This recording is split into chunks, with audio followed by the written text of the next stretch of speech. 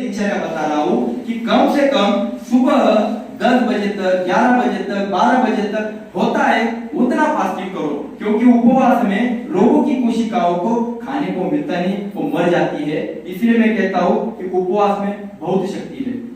Doctor Russell troll नाम सुना होगा, तो 18वीं शताब्दी का एक डॉक्टर थे, एलोपैथिक डॉक्टर।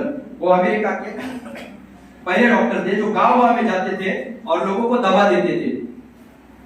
तो उन्होंने देखा कि एक गांव में एक महिला इतनी बीमार है कि वो 1 हफ्ते के भीतर मरने वाली है। अब उन्होंने उनके घर वालों को बताया कि ये ऐसे भी मरने वाली है, क्योंकि अभी इसको भोजन ही जा नहीं रहा है, वो खा भी नहीं पा रहे, पी भी नहीं पा रहे, कुछ नहीं, तो उसको पानी तक मत पिलाओ। डॉक्टर ने बोल दिया कि अब ये तो ऐसी जा रही है। तो हुआ क्या, वो डॉक्टर चले गए और जब वो 15 दिन के बाद उसी गांव में जब फिर से एक चक्कर मारने गए तो उन्होंने देखा वो महिला तो काम कर रही है अच्छी तरह से। ऐसा बहुत सारे डॉक्टर बोलते हैं। पता है हमारे यहाँ भी एक आदमी को बोला था कि 10 दिन के भीतर ये आदमी मरने वाला है।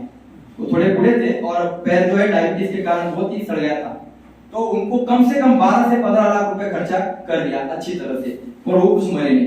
पर उनका जो सुनकर उनकी जो पत्नी थी तो वो चली गई बेचारी, जो नहीं जाने वाली थी वो चली गई, और वो आदमी 3 साल के बाद एक्सपायर हो गया।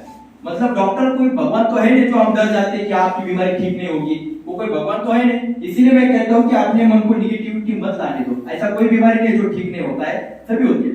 तो कहने का क्या है कि ये जो केस था हमारा जो हमारे यहाँ का, तो बोला था 10 दिन के लिए, खा पी पर बहुत कुछ लिया और बाद में छोड़ दिया, तो 3 साल तक इतना खर्चा हो गया बाद में उनका।